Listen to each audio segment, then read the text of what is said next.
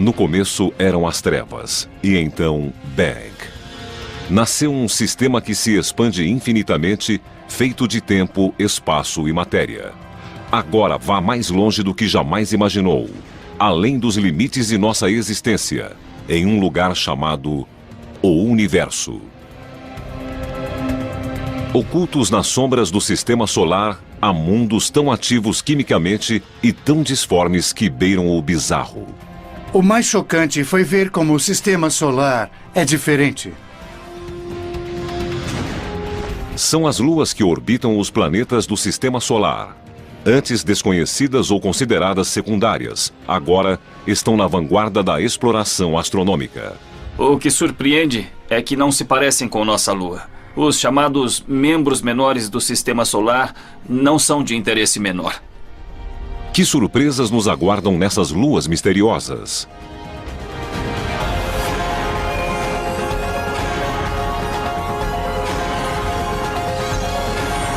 O Universo. Luas misteriosas. Nosso sistema solar foi sempre um terreno fértil para escritores de ficção científica. Mas, com os avanços exponenciais da tecnologia dos telescópios e contatos diretos feitos por sondas não tripuladas, foram abertas as portas para um novo balé de luas. A maioria gira para um lado, algumas giram para o outro, todas em ritmos diferentes, passando umas pelas outras. As internas ultrapassando as externas. Durante quase meio século, acreditou-se que o sistema solar abrigava apenas 32 luas. Suas dimensões variavam da lua de Júpiter, Ganimedes, maior que o planeta Mercúrio, a pequenas luas em formato de asteroide, como as luas de Marte, Phobos e Deimos.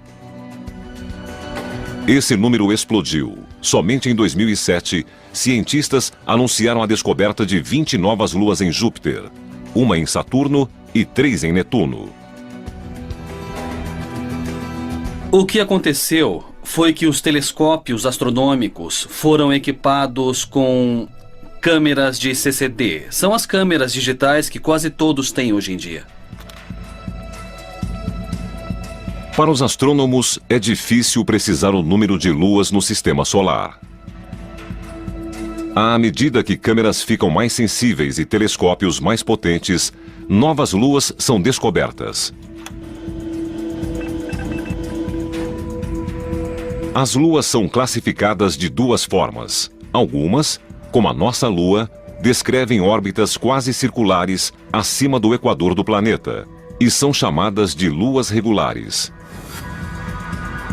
Embora nossa Lua tenha sido formada em um impacto, todas as outras luas regulares têm origem na aglutinação dos elementos que cercam o planeta pai, em um processo de acréscimo constante.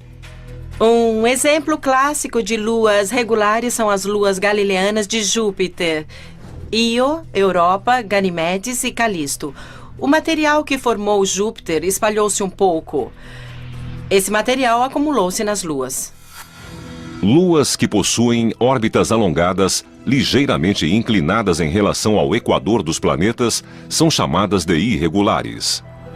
A maioria delas se move em órbitas retrógradas, no sentido horário se o planeta girar no sentido anti-horário. Phoebe, a lua recém-descoberta de Saturno, é um exemplo perfeito. Ela começou sua vida celestial como um viajante independente, orbitando o Sol antes de ser capturada por Saturno. Seja regular ou irregular, a Lua deve estar ao alcance gravitacional do planeta pai. O limite dessas órbitas é conhecido como esfera de Hill. O fenômeno foi batizado em homenagem a George William Hill, astrônomo americano que viveu no século XIX. A esfera de Hill é uma região em torno do planeta que se move junto com ele, dentro da qual a gravidade do planeta supera a gravidade do Sol. As luas de Marte, Deimos e Phobos comportam-se de forma distinta dentro da esfera de Hill. Se o planeta gira mais rápido do que a Lua orbita, como no caso de Deimos, as forças entre os dois fazem a Lua se afastar. Phobos, por outro lado, gira mais rápido que Marte. Essas pequenas luas foram descobertas por Aspet Hall em 1877. Ele as batizou de Phobos, o deus grego do medo, e Deimos, o deus do terror. Tom Duxbury participou da missão que fotografou pela primeira vez as duas luas em formato de batata. Era tarde da noite, em um dia escuro e chuvoso, e quando virei a fotografia de lado, parecia uma caveira. Foi de arrepiar.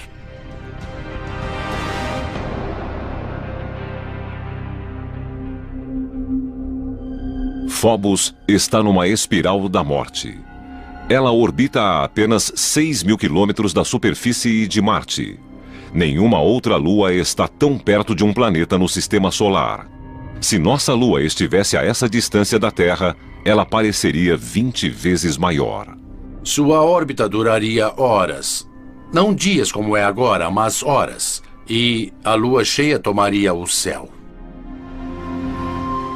As marés subiriam e recuariam dezenas de metros. E, numa situação dessas, com certeza, a Lua acabaria se chocando contra a Terra. A aproximação de Phobos é causada por um processo conhecido como aceleração secular.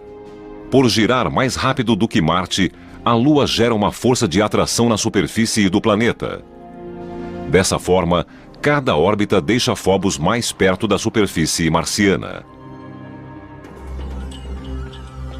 A luta entre Marte e Phobos lembra a dinâmica de uma bola amarrada a um poste. Imagine que a bola seja a Lua. O poste seria o planeta e a corda entre os dois seria a força gravitacional exercida pelo planeta. O que vemos é que a gravidade atrai a Lua de uma forma que aumenta sua velocidade. Ela vai cada vez mais rápido, se aproximando até bater no poste. É exatamente isso que acontece com Phobos. A velocidade da órbita de Phobos é maior que a da rotação de Marte. A interação gravitacional atrai Phobos cada vez mais, aumentando a velocidade de sua órbita.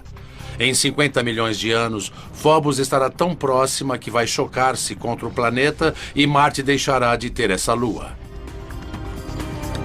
Por outro lado, Deimos, a lua mais distante, tem uma órbita mais lenta do que a rotação de Marte. É como se desenrolasse o fio, e o que vemos é Deimos se afastando cada vez mais de Marte.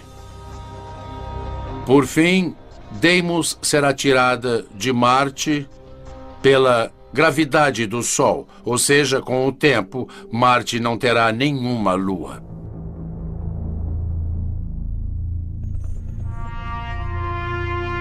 Como supera a rotação de Marte, Phobos parece nascer no oeste e se pôr no leste.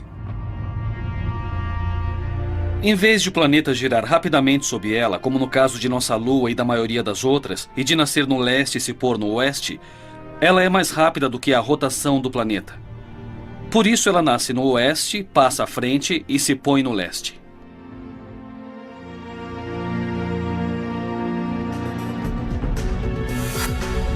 $50 milhões de anos se passarão antes de Phobos desaparecer.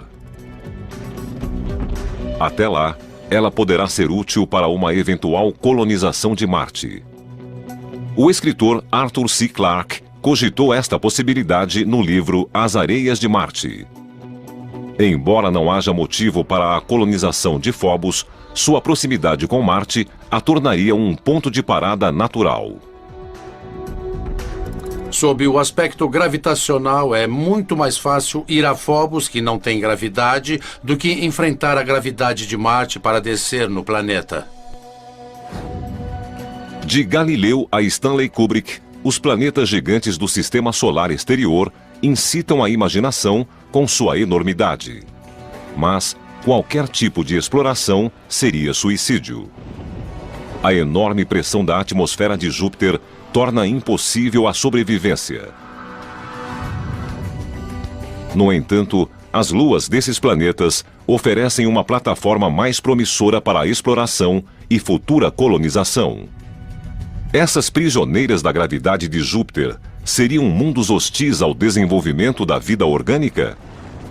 Ou poderiam fornecer um abrigo seguro para futuras gerações de exploradores planetários?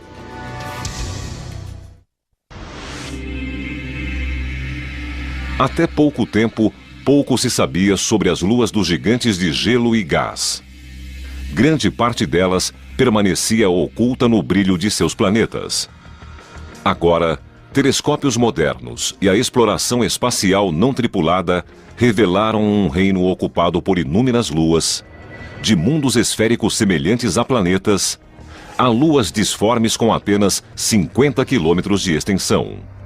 Júpiter, o maior planeta do Sistema Solar, é um ímã de luas. Tudo começou 4 bilhões e meio de anos atrás, com uma enorme nuvem gasosa que colapsou em si mesma. Esse processo, conhecido como acreção, deu origem ao sistema joviano. Quase todo o material aglomerou-se formando Júpiter, mas uma porcentagem mínima juntou-se em pequenos grupos dentro da órbita de Júpiter.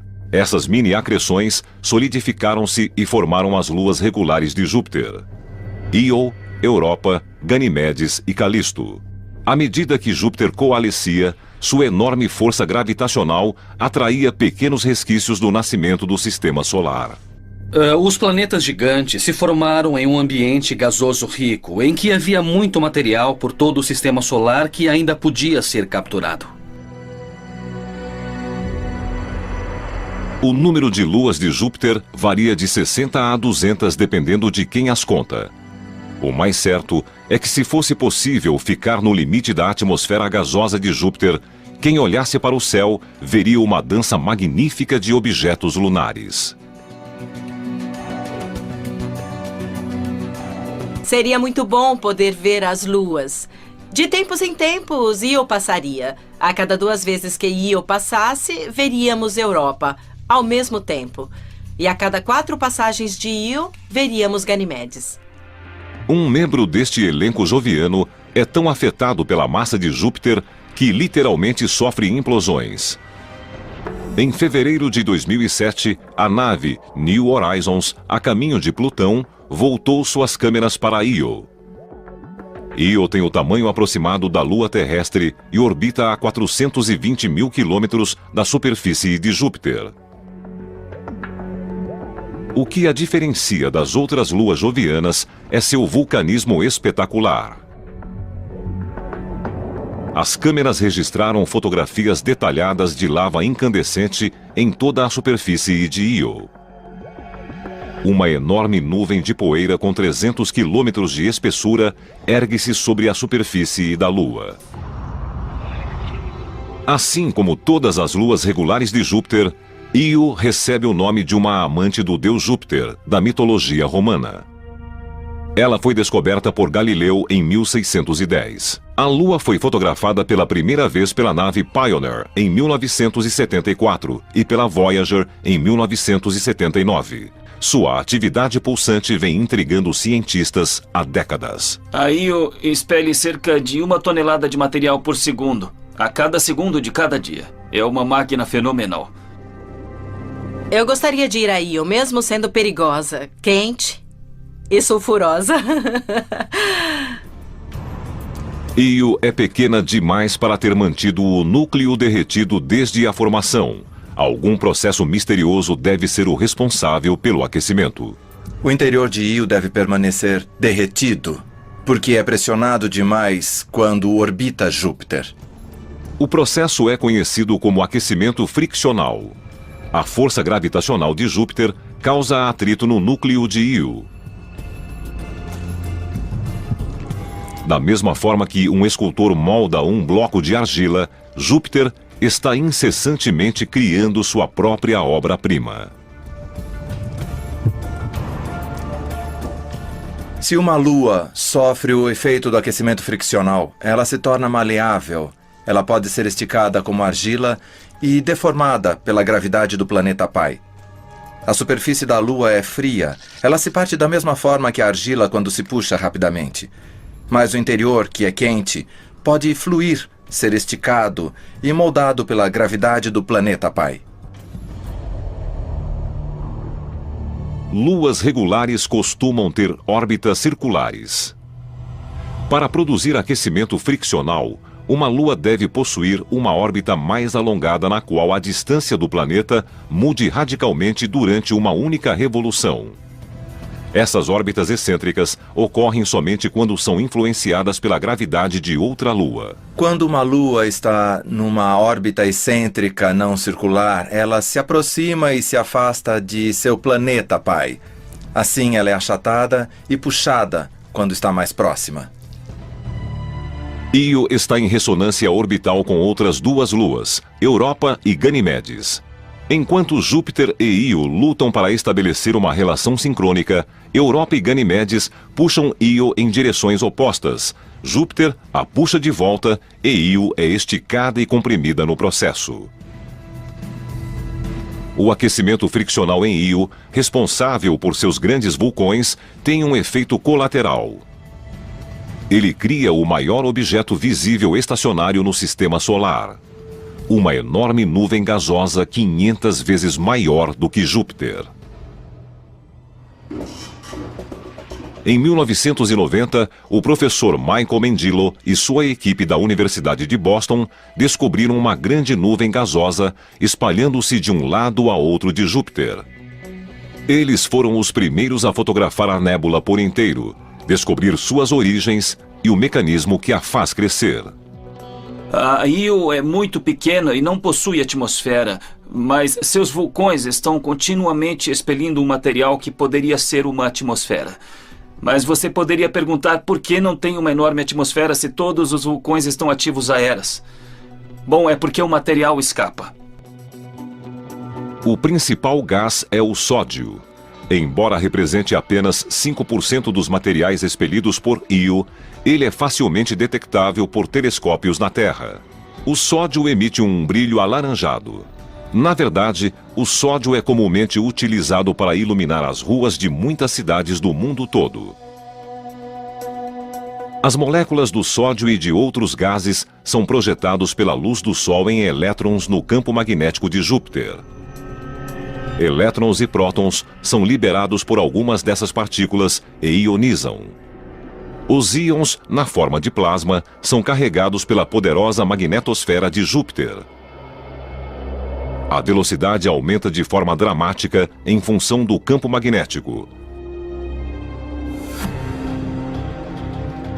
É como dar uma volta em um carrossel cósmico. As linhas do campo magnético são os postes, e de tempos em tempos, o átomo de sódio é apanhado juntamente com o elétron. Agora eu estou no núcleo de plasma de Júpiter, com todos os outros íons e elétrons que foram capturados anteriormente. E então os íons e elétrons recombinam e o nêutron não é contido pelo campo magnético e acaba escapando numa velocidade muito maior. E ele é suficiente para escapar de Júpiter. E eles foram a maior nuvem de gás visível que está permanentemente no sistema solar. Se a nébula pudesse ser vista a olhos nus, teria o tamanho de 12 luas no céu. É tão grande que, para vê-la, Michael teve de criar um telescópio especial. Na verdade, para se ter um grande campo de visão, só precisamos de uma pequena lente. O binóculo nos dá um grande campo de visão. Em 1991, o telescópio era considerado corriqueiro, mas sua câmera era altamente sofisticada e, na época, revolucionária. Era uma câmera digital. Quando se tira uma foto na forma de números, é possível fazer qualquer coisa com ela. Michael e sua equipe sabiam que havia sódio na nébula. O sódio também está presente na atmosfera terrestre. Eles conseguiram comparar imagens digitais das atmosferas da Terra e de Júpiter e criar uma imagem da nébula. Seria muito difícil fazer isso com apenas 2 fotografias em papel, mas com as câmeras digitais revolucionamos a forma de processar as imagens. Io, sem dúvida, seria um destino de enorme interesse científico, mas seu ambiente hostil descarta essa possibilidade. Até mesmo o pouso de uma sonda não tripulada seria difícil em meio à superfície instável da Lua. Mas há outra Lua em torno de Júpiter que pode não somente permitir a exploração humana, mas, possivelmente, sustentar suas próprias formas de vida. Europa é um dos objetos mais fascinantes e enigmáticos do nosso sistema solar. Totalmente diferente de qualquer outro lugar e diferente de qualquer coisa na Terra. A superfície apresenta fissuras, possui terrenos modelados, terrenos caóticos e parece que tem icebergs em algumas áreas. Sabemos que Europa é uma lua extraterrestre. Mas será que abrigaria formas de vida extraterrestres? O universo, luas misteriosas. Europa orbita a 640 mil quilômetros da superfície de Júpiter, cerca de o dobro da distância de Io. Assim como a prima, ela também é moldada por ondas gravitacionais. Júpiter tem a maior influência. Sua massa, como um amante persistente, puxa a Lua relutante em sua direção. Europa resiste com a própria gravidade, e eles formam uma espécie de simbiose, centenas de milhares de quilômetros acima do gigante gasoso. Mas não é apenas Júpiter que puxa a Europa. A pequena Io e a outra prima, Ganimedes, puxam a Europa de diferentes direções. É a mesma ressonância orbital que exerce um efeito dramático em Io. No entanto, os resultados são bem diferentes em Europa. Sua superfície é fria, 320 graus Celsius negativos em alguns lugares. Mas há um aquecimento. E o que existe na superfície de Europa também é o que a torna tão interessante: água. Essa água no estado líquido sobe de um oceano subterrâneo e espalha-se sobre a superfície da Lua, criando um pavimento semelhante aos dos rinques de gelo. O oceano de Europa é raso e fica apenas a 15 ou 20 quilômetros abaixo da superfície. A água foi o berço da vida na Terra. Poderia ocorrer o mesmo em Europa ou em outras luas? Oceanos congelados em satélites talvez sejam os habitats mais comuns do universo. Terra é relativamente rara, mas satélites congelados são abundantes. Em fevereiro de 2007, a nave New Horizons, a caminho de Plutão, conseguiu passar perto de Europa e enviar imagens impressionantes. Enormes padrões geológicos, que foram chamados de círculos ingleses, podem ser vistos quando o Sol está nascendo ou se pondo atrás de Europa.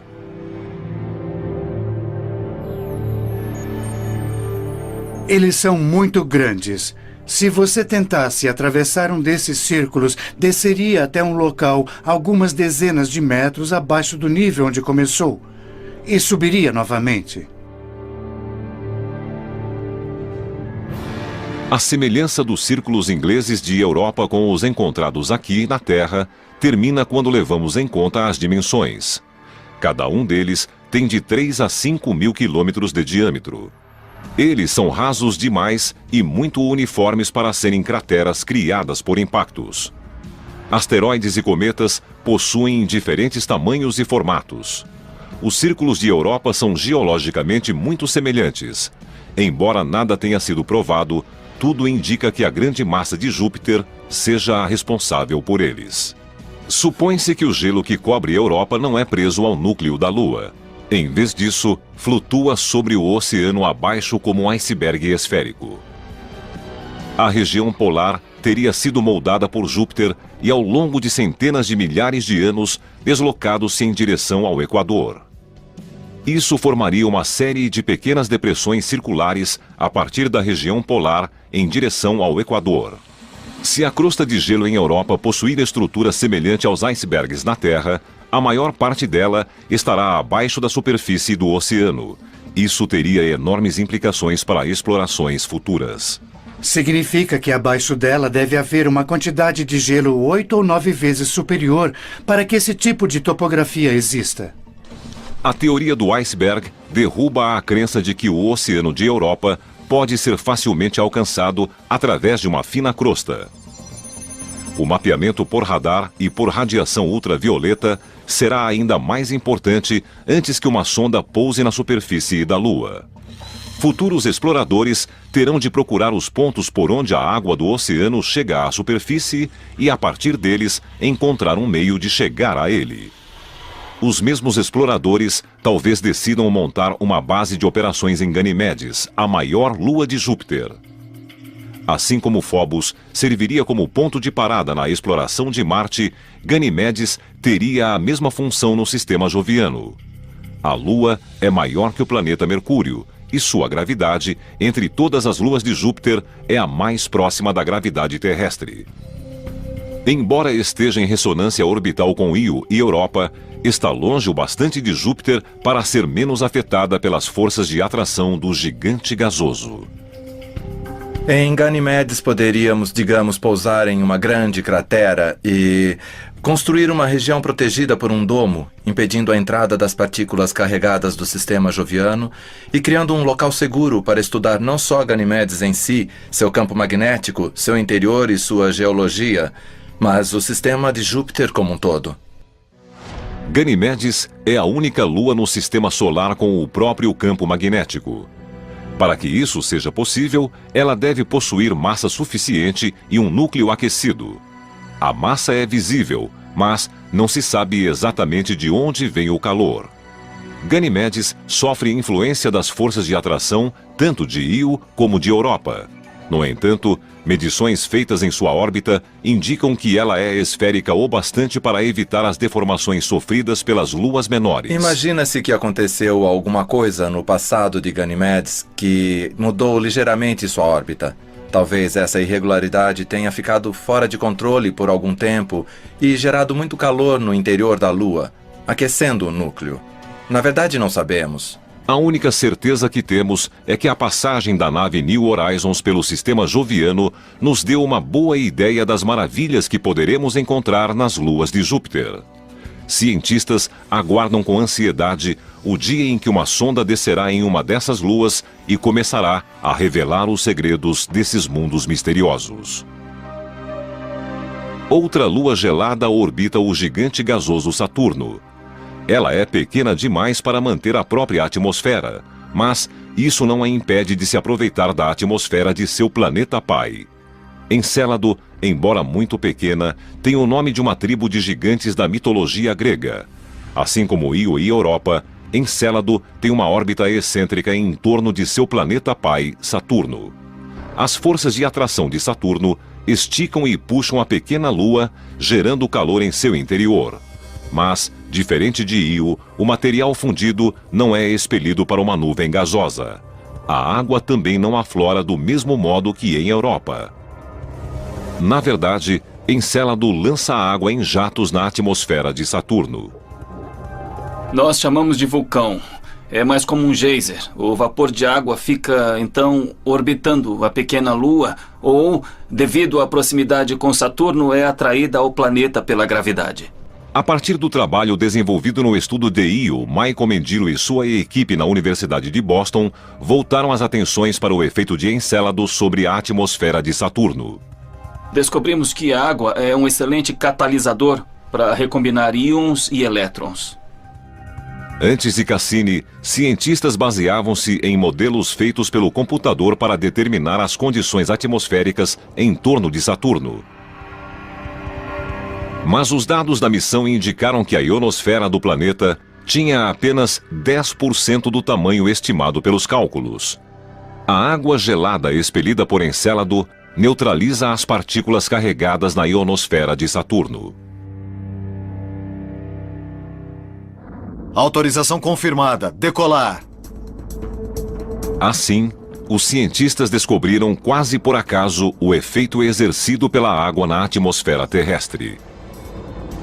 Em 1973, quando a NASA lançou seu laboratório espacial, também lançou pela última vez o foguete Saturno V, o foguete da Lua. E nunca antes um veículo espacial havia queimado combustível até atingir a ionosfera. Aquele motor gigantesco lançou 1 tonelada por segundo de vapor d'água na ionosfera. E a ionosfera quase desapareceu naquele dia. O foguete abriu um buraco na ionosfera terrestre, a camada superior da atmosfera. Foram necessárias 24 horas para a radiação ionizante do Sol fechar esse buraco. No entanto, em Saturno, onde Encélado lança continuamente 6 toneladas de água por minuto na atmosfera, os efeitos são marcantes. Não existe a possibilidade de Encélado acabar completamente com a ionosfera do planeta pai. Mas esta lua minúscula, com apenas 500 quilômetros de diâmetro, chamou a atenção da comunidade científica e do próprio Saturno. Enquanto nos preparamos para enviar sondas a Phobos e Europa e para estudar dados de Titã, Encélado e Io, um grupo totalmente novo de luas está literalmente entrando em universo. Luas misteriosas. Antes dos anos 1990, grande parte dos astrônomos acreditava que havia apenas 34 luas no sistema solar. A maioria delas era regular como a nossa, corpos esféricos em órbita do planeta pai, seguindo a mesma direção de sua rotação. Mas alguns desses satélites são conhecidos como luas irregulares. Essas luas incomuns seguem órbitas alongadas. Muitas vezes, elas são inclinadas e têm direção oposta à rotação do planeta. Elas parecem batatas voadoras, lascas ou amontoados disformes. Elas foram difíceis de achar até agora porque são muito pequenas e também costumam ser muito escuras. O advento da fotografia digital e o uso de instrumentos ópticos mais sensíveis mudaram o terreno lunar em uma década. O Dr. Brett Gladman, da Universidade da Colômbia Britânica, descobriu sua primeira lua irregular em 1997 no Observatório Palomar. Desde então, ele trouxe à luz 17 objetos que eram desconhecidos no sistema solar. Detectamos objetos no sistema solar exterior, observando sua movimentação em relação às estrelas e galáxias de fundo que são estacionárias. Então, se tirarmos uma foto do céu, esperarmos 1 hora e tirarmos outra foto, nenhuma das estrelas na galáxia terá se movido. Mas objetos distantes no sistema solar exterior terão se deslocado de forma visível entre as duas imagens. Assim, comparando as duas fotografias, veremos, como neste caso, um objeto móvel. O objeto pode ser um cometa ou um asteroide, ou, se orbitar um planeta de modo retrógrado, uma nova lua irregular. Outra diferença importante entre as luas regulares e irregulares é que as irregulares são capturadas. Elas se formam de modo independente do planeta em torno do qual orbitam e, provavelmente, fizeram parte dos detritos gerados na formação do nosso sistema solar. Phoebe, a maior lua irregular que orbita Saturno, é um exemplo clássico. Phoebe orbita bem longe de Saturno. Tem órbita elíptica e muito inclinada. Tem direção retrógrada. Imagens da Voyager indicam que ela parecia ter sido um asteroide. E todos imaginavam que era um asteroide que havia sido capturado. Agora sabemos por causa de Cassini que é um corpo muito rico em água congelada. Isso praticamente exclui o cinturão de asteroides. Imagina-se que Phoebe poderia ter vindo do cinturão de Kuiper nos limites do sistema solar. Imagina-se que o cinturão de Kuiper contenha os detritos da formação do sistema solar. Ele gira em torno do Sol, além da órbita de Plutão. No entanto, outra teoria sugere algo totalmente diferente. É muito mais provável que Phoebe tenha se formado numa órbita independente em torno do Sol e depois capturada na órbita de Saturno, enquanto os outros objetos se formaram próximos de Saturno ou foram incorporados pelo planeta ou ejetados do sistema solar. Phoebe então seria composta dos detritos planetários que flutuavam em torno de Saturno na época de seu nascimento. Por causa disso, deve possuir um material diferente de algumas das luas irregulares que orbitam Júpiter. Se for este o caso, seria possível discernir e comparar os diferentes ingredientes que deram origem a esses dois gigantes gasosos. Atualmente, 3 teorias tentam explicar como Phoebe e outras luas irregulares perderam sua independência. 2 delas sugerem que elas foram capturadas quando o sistema solar estava em formação e os planetas ainda eram um acúmulo de bolhas de gás e detritos. A teoria do arrasto gasoso é a mais direta. Gases densos circulavam em torno do planeta em formação quando um cometa, asteroide ou uma combinação dos dois passou através da mistura gasosa. Nós sabemos que os planetas gigantes construíram seus sistemas de satélites em grandes discos em torno deles, uma espécie de mini-sistema solar ao redor de cada planeta. E o gás e a poeira presente nesse disco também funcionam como fontes de atrito, onde planetesimais de passagem reduzem a velocidade, são capturados e entram em órbita. A segunda teoria é uma variação da primeira e, por vezes, é chamada de teoria da atração. Neste caso, em vez de ser capturado ao passar pelos gases em acreção, o objeto é puxado para a órbita do planeta em formação pela força gravitacional crescente.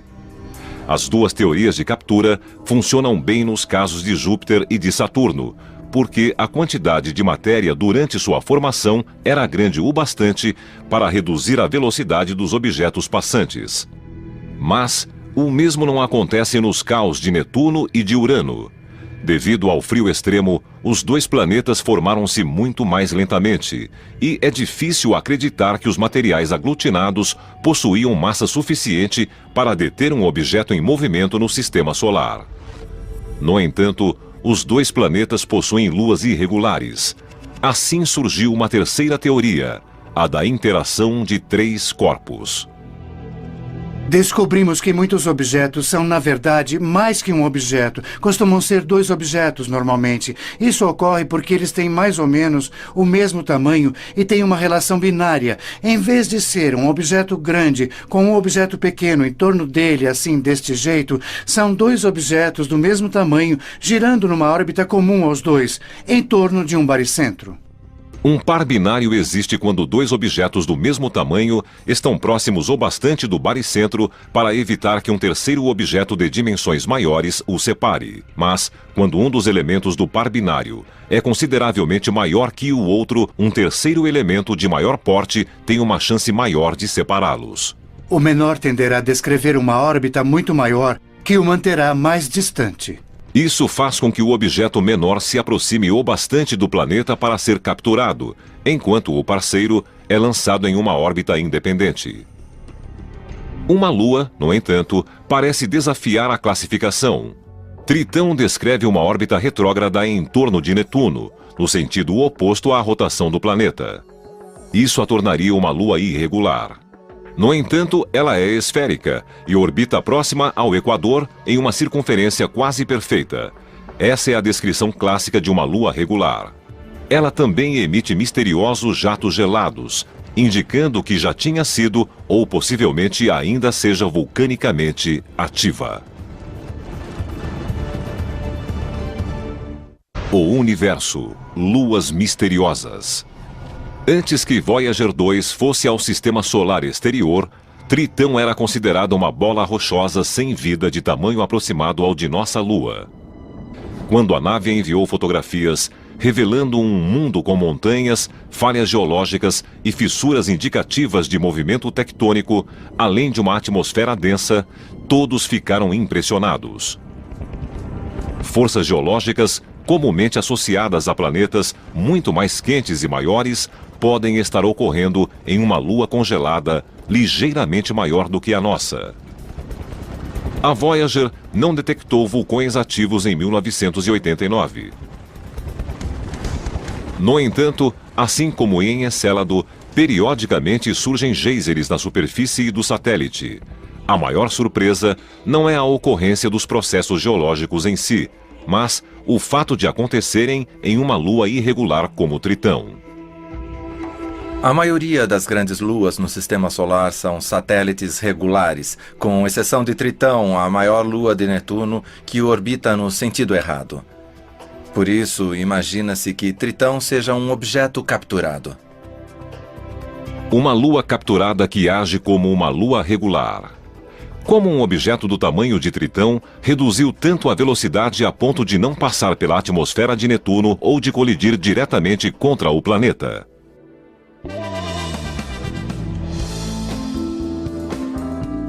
Não existe aposta garantida, mas algumas teorias têm melhores chances.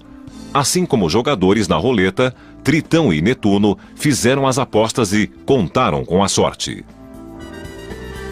Façam suas apostas e boa sorte. Na roleta, há várias formas de apostar. A probabilidade de ganhar é diferente em cada uma delas, e como em qualquer jogo de azar, quanto menor a probabilidade, maior o prêmio. Tritão pode ter sido capturada por Netuno de 3 formas diferentes.